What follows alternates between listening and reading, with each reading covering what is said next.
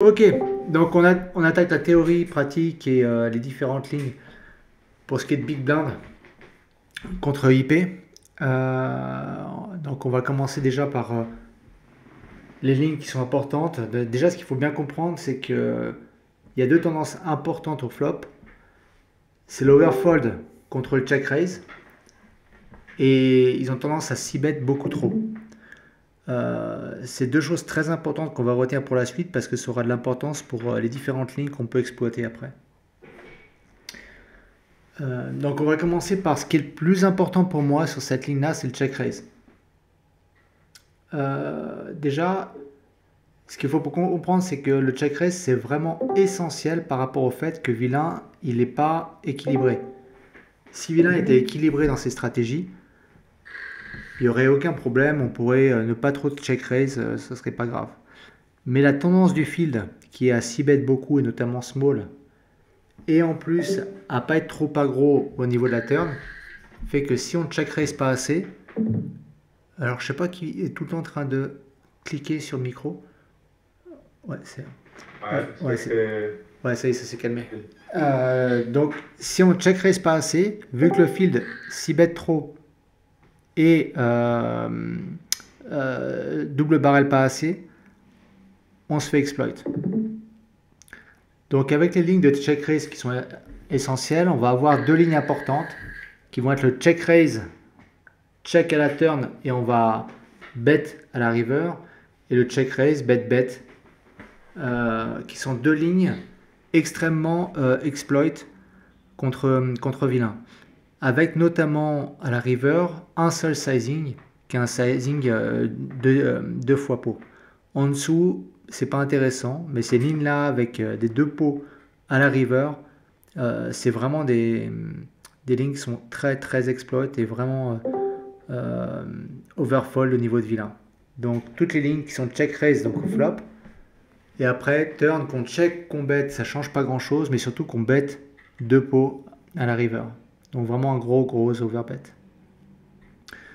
Contre check raise, donc il y a déjà de l'overfold au flop. Essentiellement, c'est des small bets. Mais il faut faire gaffe contre les 6 bets qui sont mid, voire les overbets ou les big. Parce que plus on va avoir des sizing.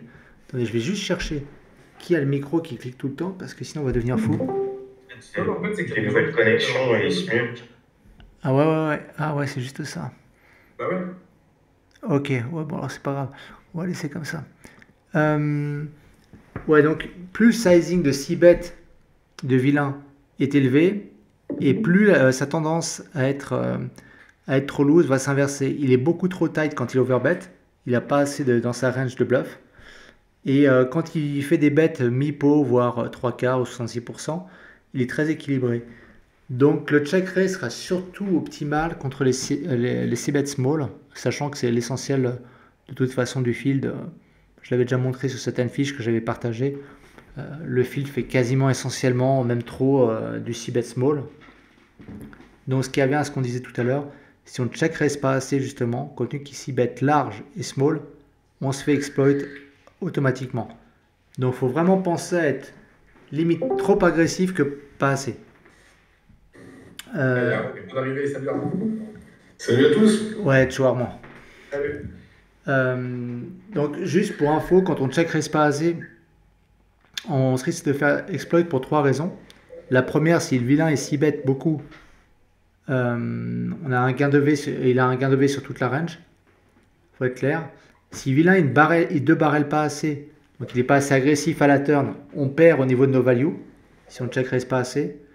Et en plus, lui, si on ne check raise pas, il va pouvoir s'ajuster au niveau de ses sizing, au niveau du flop. Donc c'est pour ça que c'est vraiment, pour moi, le slide qui est le plus important. Il faut retenir que si on check raise pas assez, on se fera exploit, premièrement. Deuxièmement, les deux lignes, check raise, check turn et bet river avec un gros overbet, et le check raise, bet bet avec un gros overbet à la river sont hyper exploit parce que vraiment les gars ils overfold à la river. Donc ça vraiment je voulais insister là-dessus quoi. Voilà. Pour ce qui est après du flop classique sans check raise, contre des bets small.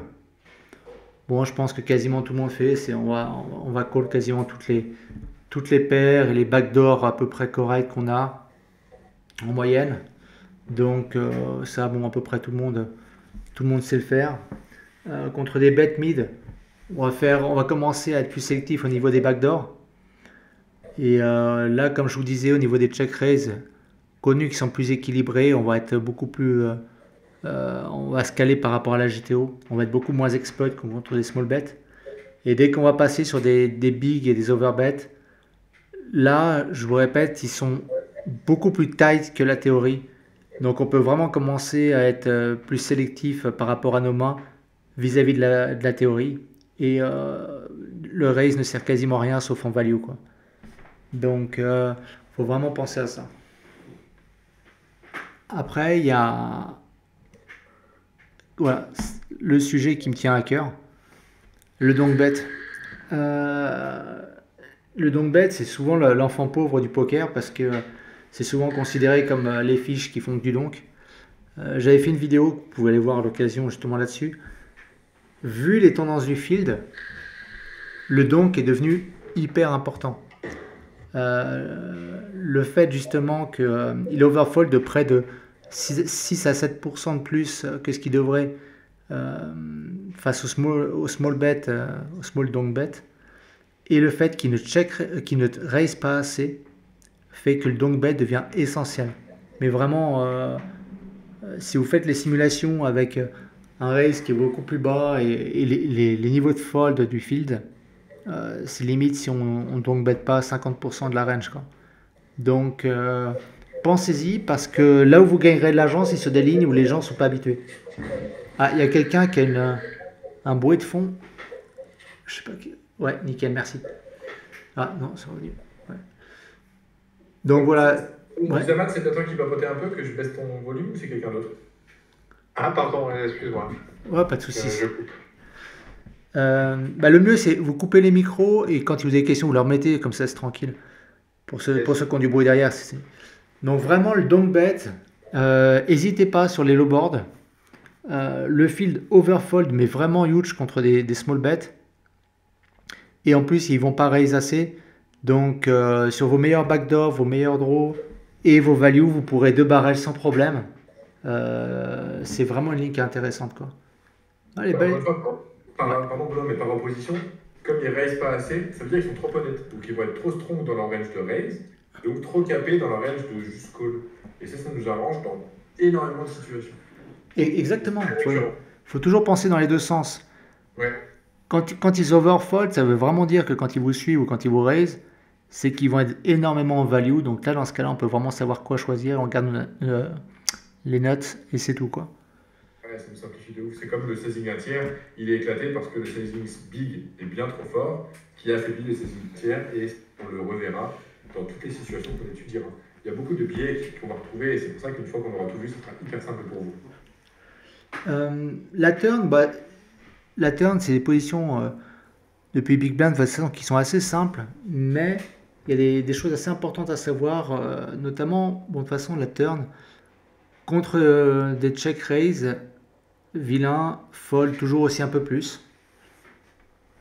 Mais pas autant que ça, mais en tout cas c'est un peu exploit, mais c'est pas, il n'y a pas de ligne, c'est pas hyper optimal, faut juste le savoir, mais vous pouvez pas l'utiliser comme ça pour vraiment faire le lever. Faut défendre de manière standard avec tout ce qui est value de domination en termes de value et surtout des values qui sont considérés comme des bluff catchers, donc des troisièmes paires, voire quelques deuxièmes paires, etc. Mais contenu qui barrel pas suffisamment que le field, même s'ils bettent beaucoup trop au flop, on peut se permettre de folder quand même, faut pas l'oublier, plus de mains que ce qui est prévu à la turn. Selon les sizing, attention, selon les sizing, faites très attention au sizing parce que sur des overbets par exemple, ils ont vraiment tendance à être trop tight. Alors ils mettront toujours un petit peu de bluff dedans, mais on retrouve toujours les mêmes schémas et ils auront deux fois moins de bluff que ce qui est prévu par la théorie, ce qui fait qu'à la river vous vous trouvez dans une situation qui est vraiment qui est pas gérable. Donc, faut pas hésiter contre des gros bets à la turn de vraiment écumer notre range un maximum. Mais Du coup, donc, je sais pas si tu fais l'analogie avec ça. Comment ça nous arrange par rapport à la river? C'est qu'il du coup, il s'affaiblissent à nouveau. Encore une fois, par opposition. ouais, exactement. Sur une situation où on a check tous les deux au flop, on se retrouve à la turn, on retrouve cette ligne sur quasiment, enfin cette situation sur quasiment toutes les lignes, on va bet automatiquement small. Mais automatiquement, on en parlait la semaine dernière avec Germain sur le 3 bet OOP PFR. Dès qu'il y a des check flop, on peut directement mettre un small bet. C'est overfold, mais énorme. De la même manière, si on a les nuts en main, ça sert pas grand chose de mettre un small bet, puisque c'est vraiment overfold de trop. Ou on met un big, ou on check pour essayer de le faire coller à la river, ou de le faire lead à la river. Donc pensez-y, toutes les lignes quasiment.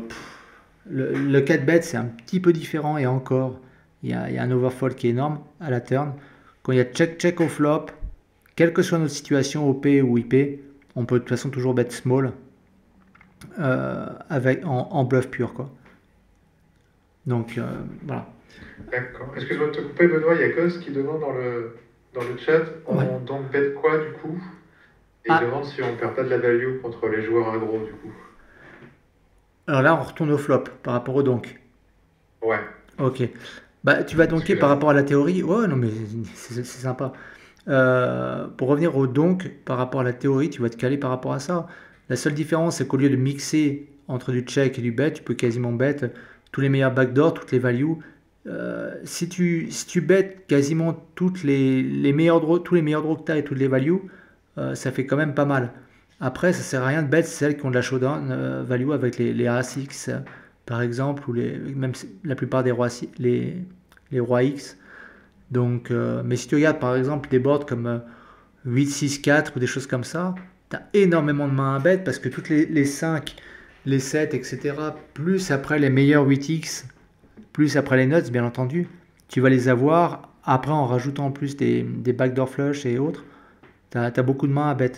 Mais regarde la vidéo que j'ai faite sur le donk, tu verras que même dans les cas extrêmes, mais là, bon, je ne vais pas le dire là parce qu'il faut le voir vraiment dans quelles conditions, le fait qu'il n'y ait pas assez de raise et qu'il overfold, tu peux quasiment bet toute ta range, mais garde quand même de la showdown value en check. Donc voilà. Okay. En théorie, je crois que la range de donc bet ressemble beaucoup finalement à la range de check raise. Écoute, j'ai plus exactement, mais ça dépend tellement des sizing après que tu vas utiliser. Parce que le souci, si tu regardes par exemple sur GTO Wiz, c'est une des nombreuses discussions qu'on a eues avec Armand plusieurs fois, c'est qu'ils utilisent tellement de sizing qui ne sont pas utilisés. Par exemple, quand tu regardes sur GTO Wiz, certaines simulations où ils ont 3 ou 4 sizing de boutons, même certains qui ont que de check depuis Big Blind ou qui ont des 33 ou des 66% de boutons, tu n'as plus du tout les mêmes fréquences. Donc c'est vraiment biaisé, il faut vraiment faire des simulations qui se rapprochent de la réalité, avec des sizings qui se rapprochent de la réalité. Donc si tu fais une simulation avec le sizing de vilain qui est, allez, on va dire un tiers, déjà c'est différent. Et après tu vois, tu ajustes par rapport au raising, tu ajustes par rapport à comment il te raise si toi tu donc. Une fois que tu fais toutes ces simulations-là, tu arrives quasiment à des ranges de donk qui sont quasiment 66-70% quoi, de mémoire. Est-ce que Benoît, tu vas comprendre l'avis d'Armand par rapport à la théorie et tout, comment ta stratégie, enfin, comment la différence entre la stratégie théorique et la stratégie. Attends, j'ai pas compris, excuse-moi. Est-ce que tu veux qu'Armand nous éclaire sur la stratégie théorique du donc bet pour faire la différence avec nous, ce qu'on va jouer en pratique? Ah oui, mais vas-y, hein, si tu veux, Armand, il n'y a pas de souci. Hein. Armand, il a le micro coupé par contre. Je sais pas si tu parles Armand, mais il faut que tu démutes ton micro avant de nous éclairer. Yes. Ouais, je me suis mute pour pas gêner au niveau du bruit. Ouais, c'est intéressant. Après, là, c'est en 6 max. Ça fait longtemps que j'ai pas joué en 6 max. Mais et disons que, ouais, déjà, sur les doublettes, et la carte qui double, soit la top pair ou enfin, deuxième ou troisième paire, pardon, par rapport au flop, elle peut être pas mal don't bet turn. Déjà, après un c-bet, flop. Et sinon, quand ça check-check, c'est vrai que les ranges sont souvent capés. Donc, comment dire, Benoît dit qu'il faut reprendre le lead à très haute fréquence. Je pense que c'est jamais une mauvaise idée.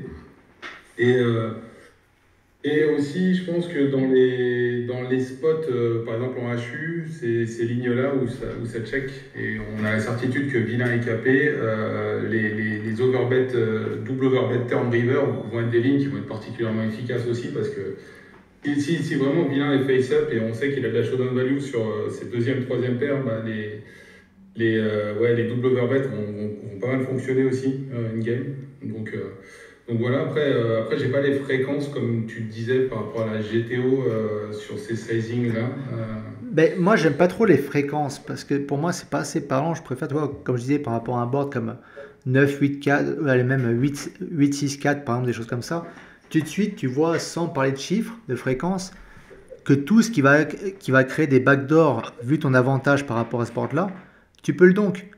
Et compte qu'en face, il overfold et qu'il va pas te raiser, ça te permet vraiment de rentrer en value et de rentrer des bluffs en masse. Et instinctivement, tu vas arriver à presque plus de 60% quasiment de donk bet sur ces types de board par rapport aux tendances du field, hein, j'entends. Donc, et après, pour rebondir sur ce que tu disais, c'est vrai qu'ensuite, en dehors de ce que j'ai dit, c'est-à-dire tu bet small sur la turn quand ça check le flop, c'est hyper important de créer ces ranges d'overbet turn quand ça check donc au flop. Parce que Big Blind, en théorie, l'a déjà. Et nous, on doit la placer. Donc, on doit vraiment faire des simus pour tout ce qui est de nos meilleurs values et de nos meilleurs bluffs avec des big overbets. Hein. C'est pas du 105%. Exactement. Et du coup, par exemple, si tu regardes en HU, tu as des sizings d'overbet vraiment très, très élevés. Les deux géométriques déjà au turn qui sont pas mal utilisés parce que le but, c'est de se polariser très souvent contre des ranges capés, parce que quand les joueurs check-back IP, ils ont appris en théorie que les deuxième et troisième paires ou les top paires mal kickées pour les check-back, et du coup ils vont être particulièrement vulnérables aux deux lignes d'overbet, turn river, et par rapport aussi à un message qui a été dit, je ne sais plus de qui disait ça ressemble aux lignes de check raise.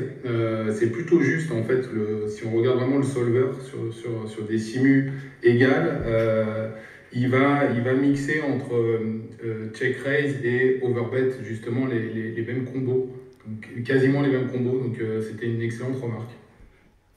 Non, tout à fait. Mais c'est vraiment intéressant parce que c'est des lignes qui sont pas souvent discutées. Mais par exemple, moi je l'ai vu dans une des vidéos de Kevin Rabichaud où il parlait justement de l'AI. Et il disait que l'AI, il fait des overbets de 238% à la turn sans problème. Et il en fout partout, quoi. Et c'est là que les gens, tout d'un coup, ils se disent, mais attends, c'est vrai que sur notre solver, on les mettait pas. Parce que pour nous, on s'arrêtait à maximum 150%. Et c'est le même problème dans l'autre sens, c'est que les bêtes de 10% ou de 20%, on les met quasiment jamais aussi, parce que c'est pas dans notre manière de paramétrer les solvers, malheureusement. Exactement, c'est vrai que en plus, il faut toujours prendre en considération le fait que les joueurs s'entraînent énormément sur des sizing 1 tiers, sizing 2 tiers, etc., mais qui sont beaucoup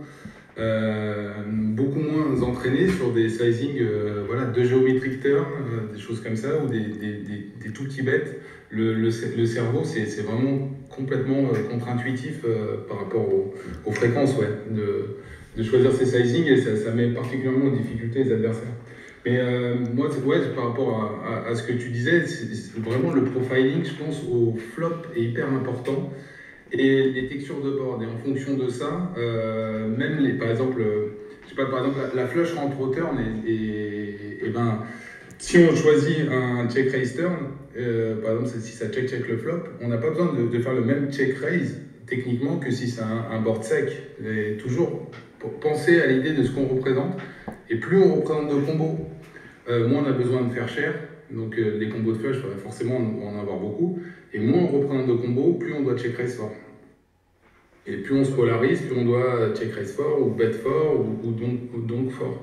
Et quand tu dis l'avantage aussi de faire des donk bets tout petits à très haute fréquence, c'est qu'on pourra justement incorporer énormément de fréquences, ouais. Et juste une petite astuce, quand on se fait raise sur un donk bet au flop par vilain, Vas-y. en général, quand on le 3 bet par-dessus, tiens, Germain, attends, on t'entend. Ouais, quand on donk bet, on se fait raise, on peut 3 bet par-dessus, il y a un overfold qui est huge. Parce que en général, leur value, toutes les overpairs et autres, ils vont pas les raiser forcément, ils vont les call parce qu'ils auront trop peur par rapport à la texture du board de se faire avoir par des nuts. Donc, juste Benoît, tu peux douter de ce que tu allais dire parce qu'on en a déjà discuté. Ah ouais, tout à fait. Ouais. Donc bet, c'est tout 3 bêtes au flop, vous donc bettez, vous faites raise, vous 3 bettez, c'est des nuts absolus et c'est l'enfer pour IP parce qu'il sait pas du tout comment vous jouez, quelle est votre strat. Et vous vous doutez, avec l'expérience que vous avez accumulée, que c'est juste un overfold et c'est abusé, quoi. Exactement, ouais. Donc tout ça c'est contre règle, hein. Contre les fiches, on va en parler à la fin, c'est un peu différent. Pour la turn, pour revenir à la turn, contre un 2 barrels, faut bien penser qu'on va call les 2 barrels si déjà on s'estime on peut call les 3 barrels. Parce que je répète ce que je disais tout à l'heure, contenu qui ne 2 barrels pas assez, si 2 barrels, ils seront beaucoup plus tight que la théorie. Donc le 3 barrels, il faut s'y préparer. Donc si on n'est pas capable déjà de call l'essentiel de notre range en 3 barrels, on peut fold un peu plus que ce qui est prévu. Pour ce qui est du tac, ça on avait vu. Lead small, ça on a vu. Bon, bah là, on a fait l'essentiel pour la turn. Alors, tac. Ah ouais, après check raise flop.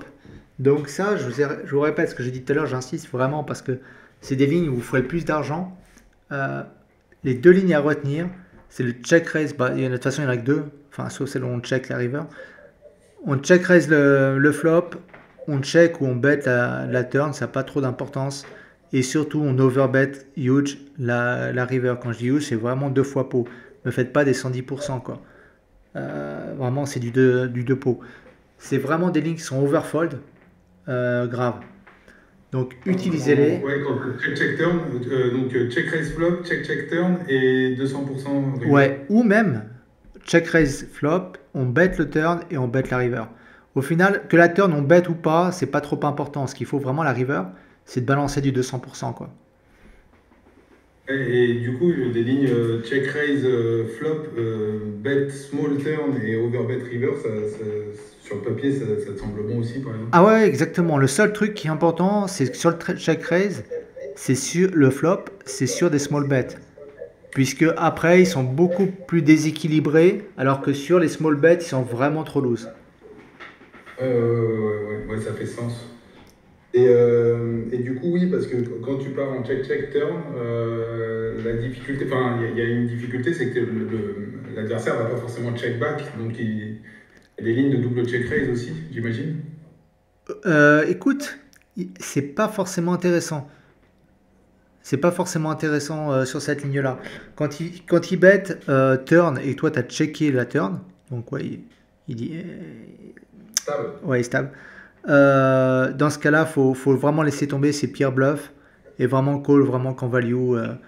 Faut laisser tomber dans ce cas-là.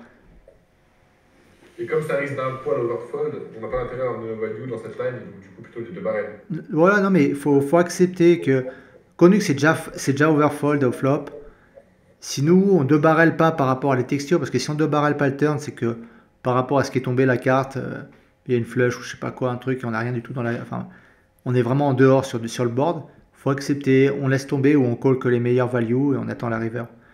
Mais sinon, de toute façon, si le board nous est avantageux, on va en mettre une deuxième couche à la turn et après la river on enchaîne, quoi.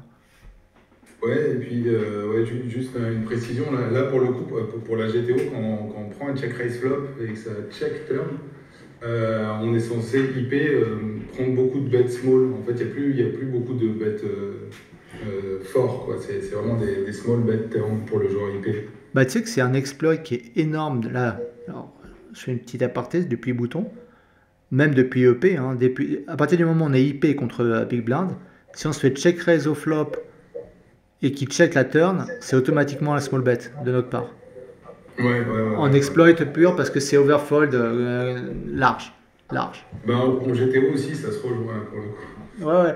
Mais de toute façon, la GTO, c'est ce que j'expliquais tout le temps, c'est des petits déséquilibres, mais qui font que ça change complètement les stratégies, quoi. Avec les défenses qui sont pas loin. Merci. T'as vu, n'empêche, tu t'en rappelles. Ouais, ouais, carrément, je dois avoir la photo, là, il faudrait que j'aille la chercher, mais ça va enlever le PowerPoint à l'écran. Mais ouais, non, c'est vraiment, l'image était très bonne.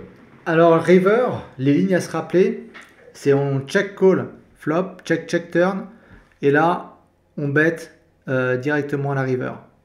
On bet huge, avec des mains qui n'ont aucune showdown. Donc, faut pas hésiter à bet des troisième paires, parce qu'il y en a plein qui disent ouais, mes troisième paires, c'est des bluff catchers, ça non, mais oublie. Sur la ligne check call check, tu bet la river, tu bet avec un overbet. C'est vraiment un spot qui est hyper overfold en face. Ça permet d'avoir une middle pair pour le faire, parce qu'au final, on bloque des combos forts. Donc on est content. Un middle pair, vaut mieux les garder quand même en bluff catcher, mais tu n'arriveras pas à faire forcément suffisamment lâcher une top pair avec une middle en termes de value. Donc voilà. Et l'autre ligne qui est overfold, mais qu'on trouve très rarement, parce que de toute façon, les gens ont du mal à ne pas bet, c'est la check flop et turn. Et dans ce cas-là, river, nous, on va directement donc la river, pareil. Même on n'a pas besoin d'aller hyper en overbet, mais on va la bet directement parce que c'est overfold quasiment contre toutes les tailles. De 30 à 200%, tout est overfold. Donc là, il n'y a pas besoin de prendre beaucoup de risques. On peut bet un 30%, ça suffit.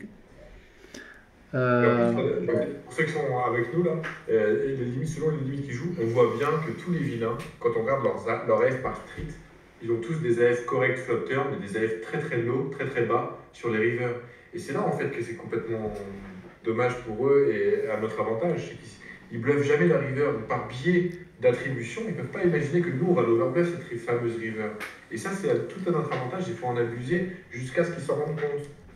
Alors je rappelle juste que ces stratégies donc, sont utilisées sur des stratégies mid-stake voire high-stake face à des règles.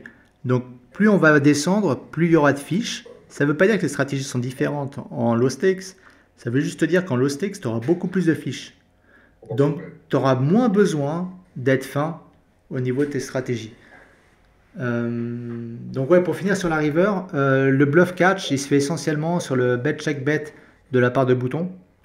Donc, on va catcher surtout essentiellement quand ça sera des small bets à la river, si c'est EP ou MP. Et si c'est Bouton, on peut catch jusqu'à du pot avec nos meilleurs bluff catchers, quoi. Et après, le check, normalement, on doit bet la river, mais si on ne le fait pas, on peut catcher aussi face à Bouton s'il bet uniquement la river avec nos meilleurs bluff catchers. Donc les meilleurs bluff catchers, c'est toujours des troisième paires top kicker minimum, quoi. Ok, ça c'est toujours des rivers sur lesquels, au flop, les vilains aussi bet un tiers. On est encore dans ce sujet-là ou ça peut concerner aussi. Ah non, je te disais, tu vois, tu as le bet check bet, donc il a bet le flop, check la turn et il bet la river. Mais justement, est-ce que tu fais une distinction avec le sizing qui est décidé au flop? J'ai pas compris ça. Est-ce que tu fais une distinction quand le vilain bet check bet à partir du moment où il a bet check bet un tiers au flop, ou est-ce que tu fais une distinction quand il bet check bet avec un Non, sur tous les sizing, à partir du moment où il a check la turn. Ok. Sauf les overbets où c'est un peu différent, quand ils sont vraiment très tight, ils ont un peu plus de value, donc il faut faire gaffe à ces bluff catchers. C'est une histoire d'équilibre dans tes bluff catchers. Tu vas peut-être laisser tomber tes troisième paires face à des lignes où tu sais qu'il est vraiment très tight et tu vas quand même catch avec des deuxième paires, des choses comme ça. Enfin, là, on est vraiment dans de la haute précision et tu as rarement ces cas-là, quoi. Parce que vraiment, les overbets, je ne sais plus quel pourcentage ça par rapport à la théorie, mais c'est ridicule. Et ils sont tellement tight que tu sais déjà ce qu'ils pensent ou ce qu'ils font, quoi. Donc, et donc attaquer les bet check bet avec nos draws, c'est pas mal aussi. Attaquer nos bet check bet avec nos draws. Attaquer les bet check bet de vilain avec nos draws. Comment tu veux de toute façon, si c'est des low boards, tu vas les attaquer des flops. Même à la turn, tu peux éventuellement l'attaquer, mais bon, je ne le conseille pas, vaut mieux faire en value. River, c'est vraiment le catcher, mais les raises en river contre les règles sont pas overfold. Donc ça vaut pas la peine non plus d'essayer de faire le folder contre un bet check bet. Non, mais surtout qu'on aura l'opportunité de prendre nous avec une bonne FE, donc logiquement, Voilà. nos bluffs vont intéresser différemment bien vu. C'est bon, continuez. Bon, bah, ça on l'a déjà fait. Et bon, bah, alors récap, il n'y a pas besoin. Ce que je voulais attaquer, c'était le fiche. Pour les fiches, ça va être un peu différent. Attendez, je prends mes fiches parce que je vous ai tout préparé quand même. Je demande juste à tout le monde, est-ce que le déroulement du PowerPoint est fluide ou il n'y a que chez moi que c'est pas très fluide par rapport à la connexion?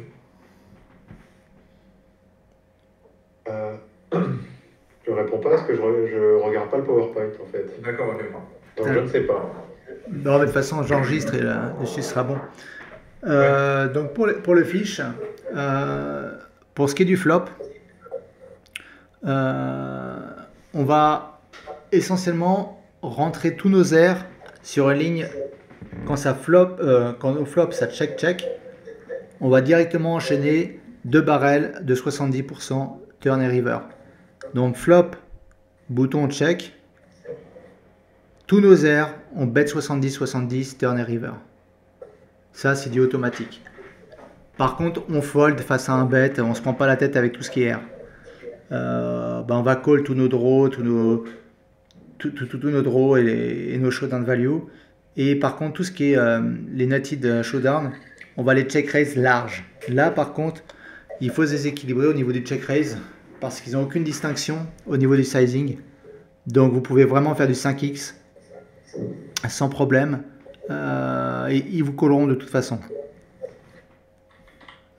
Pour ce qui est de la turn, donc comme je disais, quand ça a checké au flop, bon bah la turn, là je viens de vous le dire, on bet 70, mais on va le faire aussi avec tous nos draws qui ont plus de 8 out et même les plus faibles. Donc ça c'est automatique. Qu'est-ce qu'il y avait d'autre? Oui, par rapport à tout ce qui est medium, showdown et les nuts, on va juste bet 30 et on va se préparer à check raise la river large quand on a les nuts. C'est-à-dire, ça check au flop, on bet 30 avec des nuts à la turn, river on check raise, mais large.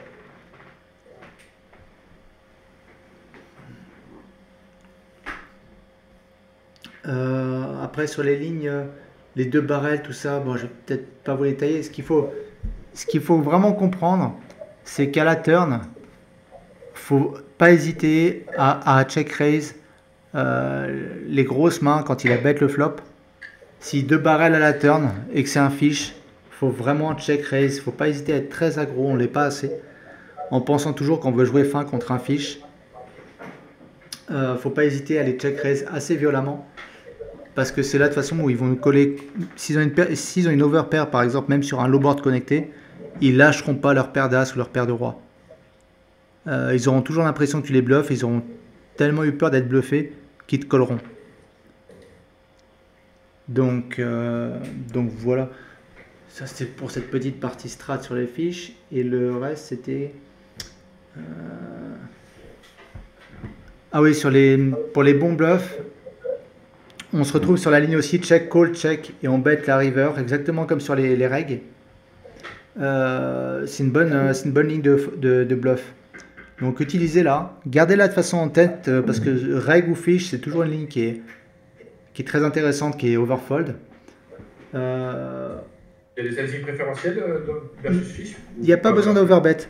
Là, contrairement au reg, où là tu t'envoies la sauce, contre les fiches, tu peux battre du 50, 60, quasiment tous sont beaucoup plus, c'est beaucoup plus linéaire comme zone de folding. Voilà. Pour ce qui est des tendances du fiche, il a tendance à overfold turn et river quand il a check le flop, parce que ses values il les garde pas assez en range de check, donc il a énormément affaibli sa turn et river, donc ça à garder en tête. Faut penser à raise toujours très large avec les nuts. Et ouais, parce que je te disais, le dernier point que j'avais noté, c'est qu'il y a moins besoin de bet large, river. Un bet 90 suffit largement, on n'a pas besoin d'aller sur du 2 pots, quoi, comme avec les règles. Il il y a un constat que j'ai fait, mais qui n'est peut-être pas vrai en MDA, c'est que les fiches ont peut-être tendance à être moins déséquilibrées dans l'utilisation de leur sizing. Tu vois, en gros, il peut vraiment mettre des R total dans le CBET1 2 tiers, 3 quarts, contrairement aux règles. Est-ce que tu les trouves aussi caricaturales que les règles, ou pas tant que ça dans la data que tu as? Écoute, dans la data, les fiches, quand même, c'est assez classique en termes de sizing. C'est pas trop au flop qu'on voit des différences importantes, sauf certains fiches qui sont vraiment purement en value, et dans ce cas, bah, tu les as vite tagués, quoi. Ouais, ouais. C'est plutôt sur leur fréquence que tu vois que c'est caricatural. Ah, d'accord, ok. Donc voilà, et sur la tendance à call beaucoup trop sur des check raise importants. Par exemple, sur un 5x en check raise, le gars il doit fold énormément. Eux, ils vont pas fold, par exemple. Même il y a des meilleurs overpairs, tu dois les fold sur des low boards. Ouais, ouais. C'est rare que tu vois un fiche fold une paire d'as, une paire de rois au flop contre un gros check raise, hein. Donc voilà, c'est vraiment exploit un max, quoi. Donc voilà, bah, je crois Ok, on a couvert toutes les lignes. super. Non, je sais Bah, pas du si... coup, c'est peut-être le moment de répondre aux questions. Ouais, attends, je me remets sur le Discord pour les questions. Je te laisse me dire si tu vois des questions sur... J'aurais une question moi par rapport aux fiches. Ouais. Tu dis que quand ça check flop, ensuite ça overfold VSBet turn et river. Ouais. Et est-ce que c'est aussi le cas, par exemple, bah après je suis peut-être biaisé, hein, mais moi j'ai remarqué que par exemple quand ça check sur board dry SI et que je reprends lead turn, vilain a quand même pas mal de value en check dans sa range. Donc, Alors, ouais, le board A6X au flop est un peu particulier. De toute façon, c'est tout classique parce que s'il y a un truc qu'ils savent, les fiches, même les plus mauvais règles, c'est que les pires top pairs bad kickers sur des boards A6, tu les check au flop. Donc c'est con, mais c'est le truc. Alors ça, ils l'ont tous appris. Donc ils vont tous checker des As2, As3, As4 sur des boards A6X. Donc à la turn, sur les boards A6X, tu peux vraiment faire une exception. Mais même sur cela, c'est overfold quand même. Donc il y a tellement, tu t'imagines pas le nombre d'overfold sur la masse. Le problème c'est que tu en as un ou deux qui vont faire ça. Mais sur la masse, tous tes R, tu peux les passer. De toute façon, si tu as des R qu'on check au flop, contre n'importe quoi, la turn, tu vas les lâcher. Donc s'il a un A6, tu vas le lâcher. Donc autant bet un small connu que c'est overfold à la turn et donker. Profiter justement du fait que c'est overfold et valoriser tes pires bluffs comme ça. Et garder tes showdowns, etc. pour la suite. Ouais, mais du coup après on give up une fois qu'on a bet small sur board SI ou on continue? Ouais, après tu give up, ouais. Okay, ouais, si je te parle pas de après tu 2 barrels, 3 barrels, en général dans les lignes quand je te parle pas, c'est qu'il faut pas insister. Ouais. Quand je te dis par exemple le check raise au flop, tu peux enchaîner turn et river ou seulement la river après avoir check le turn. Voilà, là je t'ai donné toute la ligne.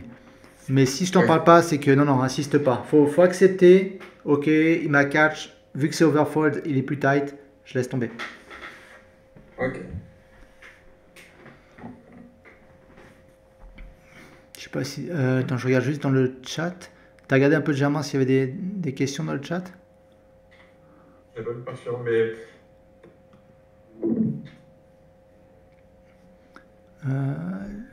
Non, bah écoutez, si vous n'avez pas d'autres questions, dans ce cas-là, pas de souci. Il y a pensez qu'il y a la... Comment ça s'appelle? Il y a le coaching de Germain qui arrive vendredi, je crois, sur le 3bet IP, PFR.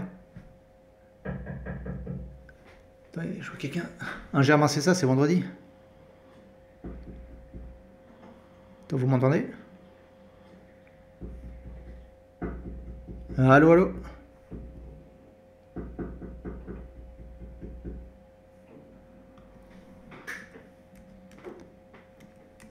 Est-ce que vous m'entendez?